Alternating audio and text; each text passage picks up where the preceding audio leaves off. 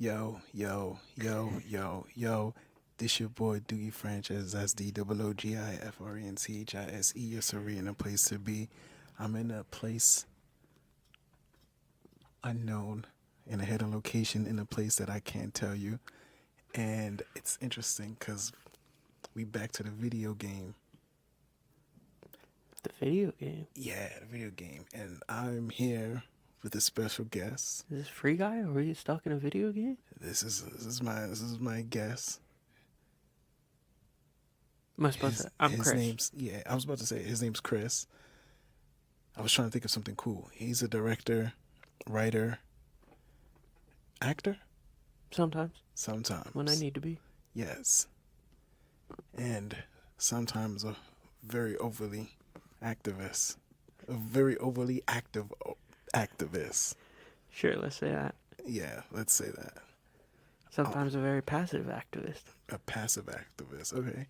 So, how you been, Chris? I've been good. Been I've been good. I've been busy. Been busy? Been working? Yeah. That's what's up. That's what's up. So let's just cut to the chase.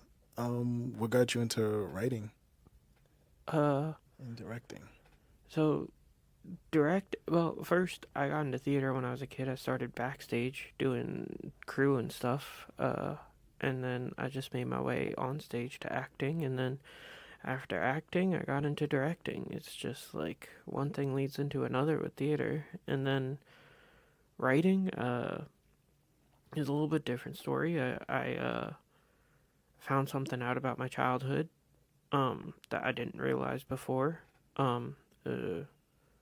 about my parents, and couldn't afford a therapist, so I wrote a play about it and then kept on writing from there. Oh shit, that's cool.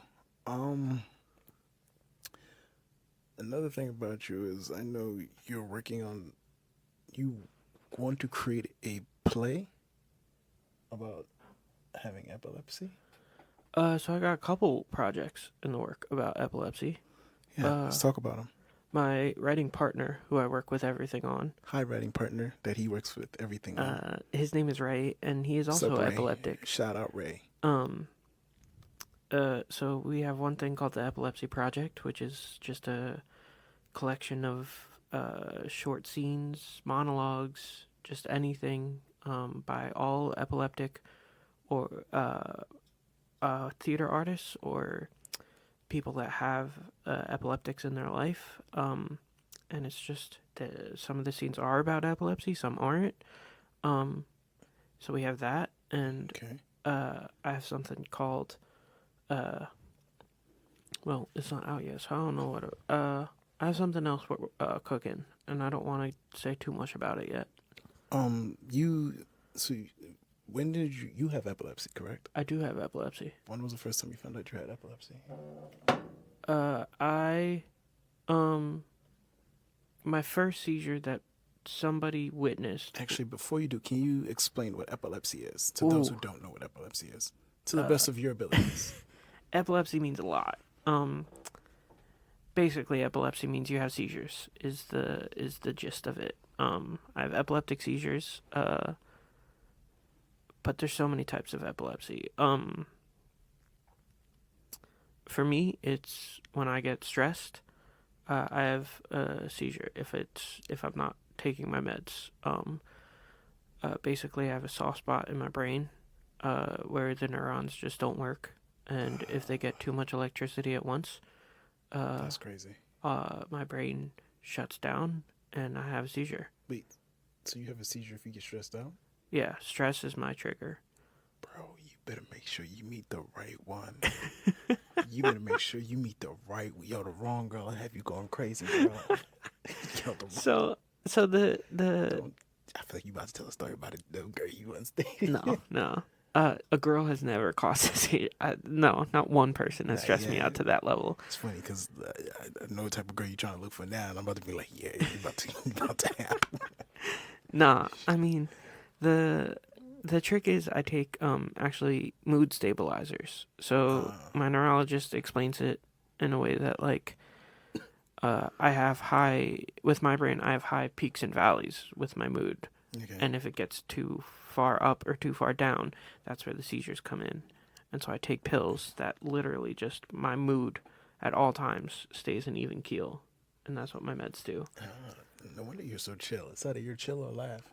And Yeah. it's weird because when you're angry, you don't seem like really angry. Yeah, that's the meds. Like I've never seen Chris angry. I've just seen him offended.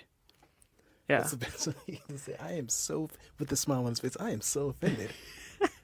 Yeah, no, when I tell people the meds that I take, that's their reaction. They're like, no wonder you're so fucking chill. I'm like, yeah. That's crazy. That's crazy. Can you sensitive topic? Can you walk us through like an epileptic experience? An epileptic experience. I can only speak from my experiences. Yeah, that's what I'm saying.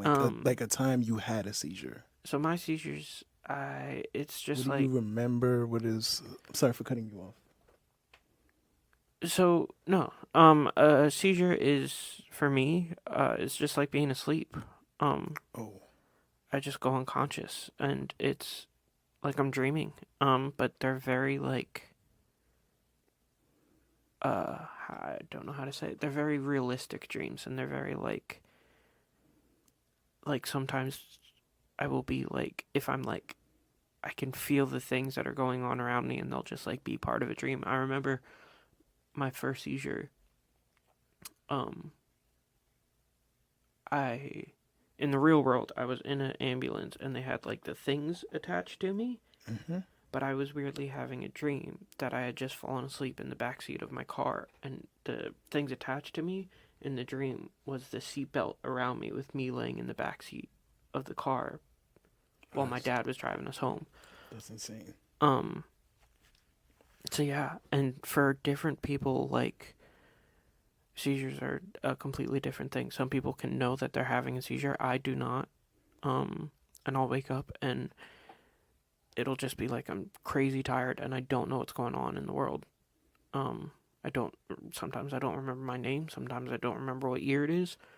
Like, it's, but the first thing I do anytime I wake up is apologize to everybody around me for ruining their day for having a seizure. I mean, it's not your fault. It's not your fault. Yeah, but it's just a reaction that I can't help. I get it, but it's not your fault. It's not your fault. So as a writer, it's weird because you want to be a director. I don't know if I want to be a director. Okay, so you do, or you want to be producer, right? Because like you're working, show business is stressful as hell. Yeah. So I'm just sitting here like, wait a minute. You're gonna test your limits, your metal, your mental, all that shit at once. Yeah. You gonna test how well those meds work. Like, oh my God. Like, setting this up, I'm stressed out. So imagine. Yeah. Yeah. I mean, I get stressed when I direct. So I don't know if directing is for me, but writing, I feel, is a little bit more calming. Yeah, for me it's calming because okay. There was a writer. He was like a newspaper journalist, columnist. I cannot remember his name off the top of my head. But he was asked his opinion on something once, and he said, I don't know my opinion on that because I haven't written about it yet. And for me, that's what writing is like, where it's like, I don't know what I think about something unless I have written about it. Writing helps me think, and thinking helps me write. So like, that's a bar. That's a bar. Yeah. So it's like I write as therapy. Everybody should see a therapist, but for poor people who can't afford therapists, get a journal and write. Like it helps get the emotions out for me. And I can't write like diary entries, like that's just not for me. So writing plays and scripts for me is something that like helped me, and to this day, like whenever I'm feeling stressed, I just sit down and write a script for one of the many scripts I have going on in my brain at any moment of the day. That's awesome. I've read some of your writing, which is dope, and it's funny because I've read some of not only a bit of his play stuff because he keeps me out of that one, but I've also read you have a Robin series Yeah. on IG. Let's talk about it because we want people to follow you and read it. Get some eyes on it. Yeah, I've slowed down on my Instagram lately, Nah, and I talk need to about get it. back up. Talk about it. Talk about it. So I'm a huge DC EU fan. I'm sorry. To this day, I will die on the hill that the DC EU is better than the MCU. I Yeah. don't care what anybody says.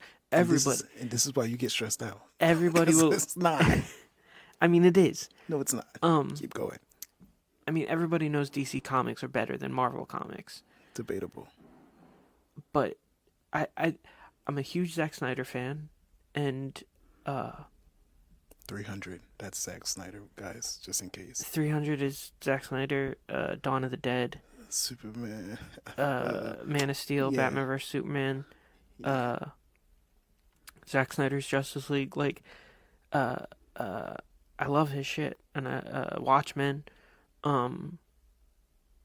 So originally, how the Robin thing happened was I sat down and wrote a whole plan about how I would have done the DCEU. And I made changes to movies. I picked directors and writers for each of the movies that I had ideas for.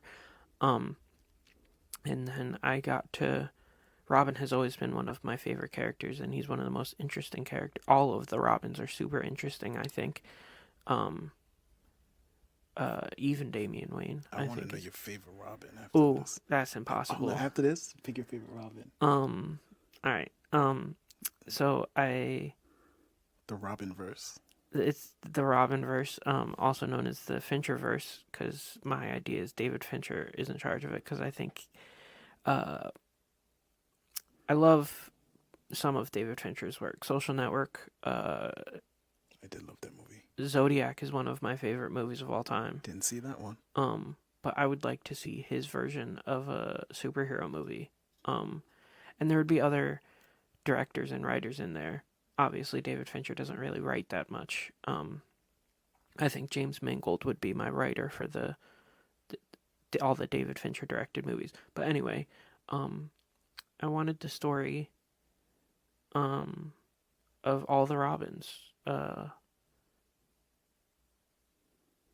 So I was like, let's make it. Robin he's never really been a focal point. Yeah, and like he hasn't been in you can say he's been in The Dark Knight Rises, but like not really. That was not Robin. I don't care what you say. That was more of like just a cameo, like Easter egg type thing. Yeah. And he hasn't been in one since the fucking the Chris O'Donnell Robin, the Batman and Robin movie. Yeah, and then before that was Batman Forever. Yeah, which is one of my favorite Batman movies. No, Batman Forever was dope. I'm all right. With the Riddler and Two-Face, I cannot get enough of that movie. I did like Batman and Robin as a kid. Yeah. I thought I mean, those movies were made for kids and they were made to sell toys, and they did that job. Yeah, because I had a Robin toy. Yeah. Oh, yeah. Yeah, Robin has always been one of my favorites. It's fucking childhood. My cousin was always Batman and Robin. Because he was older, he got to be Batman. And I always had to be Robin. Yeah. So it was just like, all right, now. When Batman and Robin came out, and because I had the Batman Forever Robin costume. Uh-huh.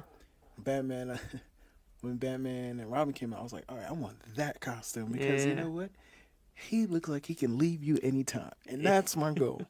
But I didn't get that. Instead, I ended up as Dracula, which I cried.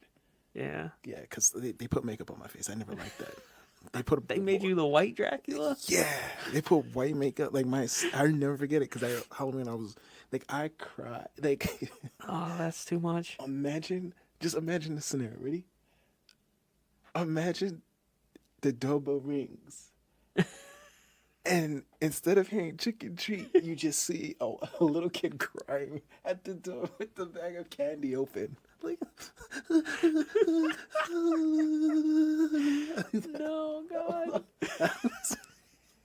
remember somebody was like, you want some extra candy? No. I just want this off my face. So. Oh, God. Oh, that's a terrible Halloween. It was. It was. Oh. I think that was my last Halloween. Yeah. I've never got... I grew up in a suburb, in, like, white suburb in Pennsylvania, so I never understood how people do Halloween in New York City. Like, how do kids do Halloween in a big city like this? Yeah, it depends on where you're from. Because some people do it, some don't. Like, it's like, you can't just walk around Manhattan, like, going... Nah, you can. They do. You never seen that? No. Yo, you know what it is? You know what you need to do? This Halloween coming up, you gotta party with us. Parties, yes. No. You need to see. You need to see what it's like. You start in a neighborhood where you're gonna see kids, and as you work your way like downtown, yeah, the kids start getting older to the point you just see nothing but adults. That's what it is. Oh God, New York's weird, man. But all right, Robin versus Fincher. Yeah, so basically it goes from Death in the Family is where we start. That's where Jason Todd dies. Yeah. So that means Dick is already established? So he's not going to be in the first one. Got you. But he's already there. You know he's there. Yeah. So it starts with Death in the Family, and it's pretty much exactly the same as the book. And it covers a few Batman books. We get Hugo Strange in there, because Hugo Strange has not been represented well in the cinematic universes either. Who would you cast as Hugo Strange? Hugh Grant is who I have as Hugo Strange. That's not bad. And then it goes to, I think the last movie would be Under the Red Hood. Nice. But I don't want you to give people too much. I would tell them I want them to check out the IG and read it. Yeah. All right. Any advice you got for anybody looking to get into writing or directing, or even with epilepsy? Any type of words of inspiration? Anything? As far as writing goes, there is no one way to do it. Stop watching videos of writers tell you how they write, because there's no one way to write. Get an education in it, but don't be afraid to break the rules. As far as theater in general goes, learn everything. Don't stop at learning how to act. Don't stop at learning how to direct. Learn everything and respect everybody involved in theater in any way, because they do a job that you don't know how to do. I like that. I like that a lot. And as far as people with epilepsy go, there is a community out there for you. And the worst thing you can do is not find that community. Unfortunately, we have the task of educating ourselves on what epilepsy is, and that is something that we just have to do. But understand that there's a community that wants to help you out there, and do your best to be a part of that community. And for kids with epilepsy, it's one, take it seriously. If you're lucky enough to grow out of it, that's great. But if you are not, it will be with you for the rest of your life, and take it seriously. But also, don't let it define you. It is something that you live with, but it is not your only personality trait. But yeah, just understand that there's a community of people. We are 1 in every 23 people have epilepsy or have had epilepsy in their life. And that is a lot of people. And you will find your people, I promise you. All right. So tell people where they can find you. You can find me on, I have a Instagram, excuse me, a film Instagram where I talk about, I review things, do essays on, many things in film, called The Casual Patron. And then I just have a regular Instagram, called Crisscross Applesauce. Um, yeah, and New Surrey Theater. Look up New Surrey Theater, spelled R-E at the end, not E-R. All right. So, you know me. It's DOOGIFRENCHISE on IG. I mean, if you're watching this, that means you already know it's show off season. And on that note, I say goodbye and good night.